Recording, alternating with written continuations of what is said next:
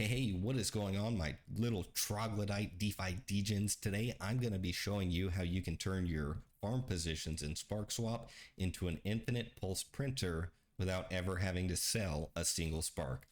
Let's go ahead and get right into it.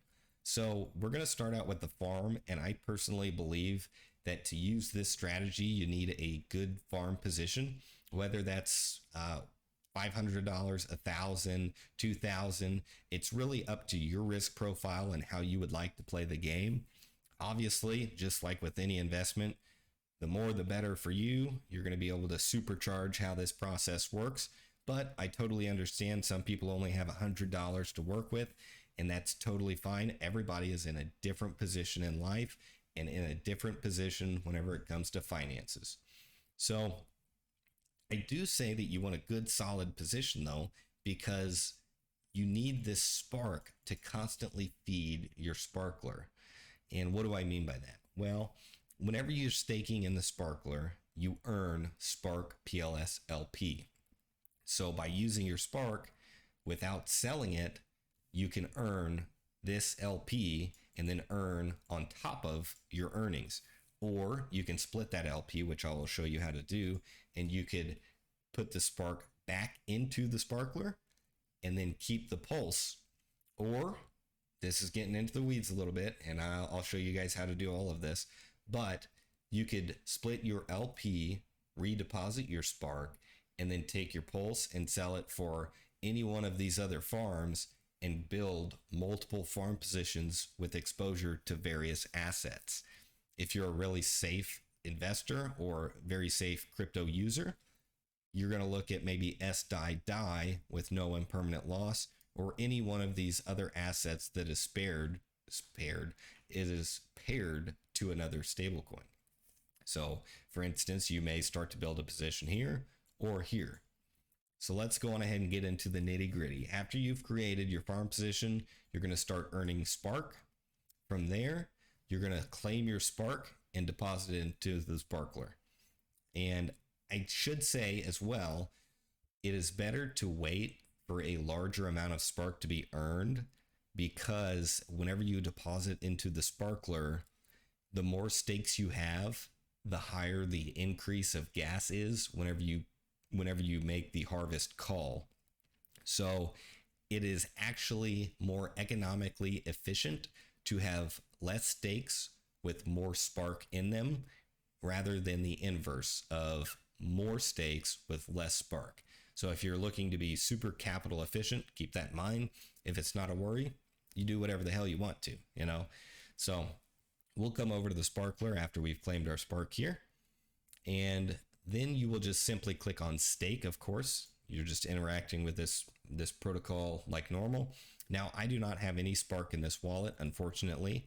However, you would just simply click on max or whatever amount you wish to stake. And then for my personal, I can type this in and show you though. My personal stake length, every single one is the maximum stake, the maximum days. And why do I do that? Well, it's simply because I want the highest amount of ownership within this contract so that I can get more of that real yield revenue that it produces. However, this strategy, you do not have to do that. That's just what I do. You could do a rolling stake. You could go 30 days, 90, 120. Really anything you would like to do. I'm just a 3650 squad slut. So every single stake that I do it's max length. I want to be as capital efficient as I can here. That way I can just generate as much pulse as possible and do whatever I want with that pulse without having to sell Spark. So after you've created and if you really wanted to, you could start your journey here in the sparkler, but having a good solid farm position is better to start out, in my opinion. So after you've done that, you're going to earn, like I said, the Pulse Spark LP token. And from there, you're just going to click on harvest, and you will harvest this amount of LP shown on the left-hand side. And after you've harvested that LP, you've got two options. Well, we're going to go back to what I said at the start. You've got about three options. So the first option is a hyper compound, where you could split your LP And you could without going to the exchange tab, you could click on the minus button and then click split LP and then click on max. It'll show you what you're going to receive. And you could use a hyper compound function in the sparkler and use the pulse to sell it and buy spark and build your sparkler position. Or you could split your LP and then you could just redeposit the spark into the sparkler. You could also split your LP, and then you would take your PLS and then you could sell it for some other asset that you want to invest in, or just hold on to it. Or you could you could split it, take the spark, sell it keep the spark, sell the pulse for SDI, and then you could create a stable pair spark token, spark LP token, and then you could start earning more spark, or without doing any of that headache. And this specific strategy, you're not necessarily turning it into an infinite pulse printer. However, you're creating a bank of pulse through the farm. So without splitting that LP, you could deposit it directly into the Spark PLS farm, and that LP that you build up is half Spark, half PLS, all while earning more Spark that you could deposit into the Sparkler. Now, that's personally what I do. I use the Spark PLS that I earn as a bank, and it's a volatile bank, of course, but I just constantly build up this farm position, and I'm earning more Spark to cram straight back into the Sparkler. And that is how you can create your infinite pulse printer. And like I said earlier, maybe you don't want that heavy exposure in the farm here. You could still split your LP and you could run off with the pulse. You could put it into a blue chip stable pair here. You could go SDI and you have zero impermanent loss, and you've got zero downside essentially. Or you could simply come over here and go with the number 2 and the number 1 asset on Pulse Chain, in my opinion, when you can create Pulse X Pulse, and you could still earn Spark. Or instead of earning Spark, you could take that LP and you could deposit it into Fux. You could deposit it over into the Pulse X farms and earn the incentive token. You can do anything you want with this strategy because you've got an infinite loop of Spark from your initial farm position, generating Spark. You're depositing it into the Sparkler and you're earning both Spark and PLS. It's a very genius system, and I couldn't be more excited using it. You can do whatever you want, whenever you want, and you've always got income without ever having to sell Spark. It's nutty. There's no other good way of saying it other than it's just absolutely nutty. And here's a little alpha for you. I wouldn't say it's alpha, but if you pay attention to different projects that are on Pulse Chain, there's one of them called Tetra. Now, what my plan is to use Tetra to fully automate these different strategies that I have and these different methods of taking profit or moving them into a different farm from the Sparkler. And I think being able to do any one of those strategies hands off is going to be game changing. And I cannot wait for Tetra to fully launch their automation contracts, because I'll be able to build anything that I want and do all of this hands free.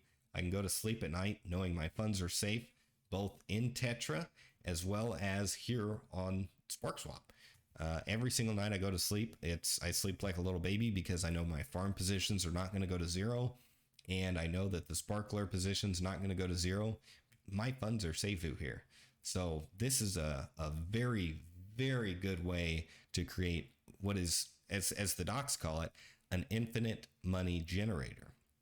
Like I said at the start of the video, it's a little tongue in cheek, but you can't really say it's wrong, because honestly, with this loop, you never have to sell you never have to sell your Spark. You're turning Spark into a revenue generating asset instead of a one-time income stream, which is where, in my opinion, all of the big money is made, and that's what all of the big players do. So if you've got any questions, or you want me to expand on something, or maybe I was a little, there is something else that I do need to expand on that I left out on my other explainer video. Someone commented about the pending rewards in here. So whenever you stake, of course, your funds are locked for the denominated amount of time that you selected. However, the pending rewards can be harvested at any time. So I wanted to add that in this video because I did not put it in the last one. So I do apologize for that. However, if you guys have any other questions or any feedback or other strategies that you may want to see implemented, or you've come up with something that's totally mind-boggling using this strategy, I could think of one whenever it comes to lending and borrowing, but that's getting into the weeds. But if you guys have your own strategy, feel free to put it in the comments, and I'll read them. Let me know, because I'm very much interested in how the community is going to use this and how they're going to build their positions. And because I've been doing it since day one, and it's been very, very nice personally. And like I said, I mean, the team's got a 10-year roadmap. Where could you go wrong here at Sparkswap? Funds are safe, contracts are safe. To me, it's a no-brainer, guys. I will talk to y'all in the next video. I got another banger coming for you guys here about Sparkswap and some of the other things that could get implemented with Tetra. So just stay tuned, and God bless. Take care.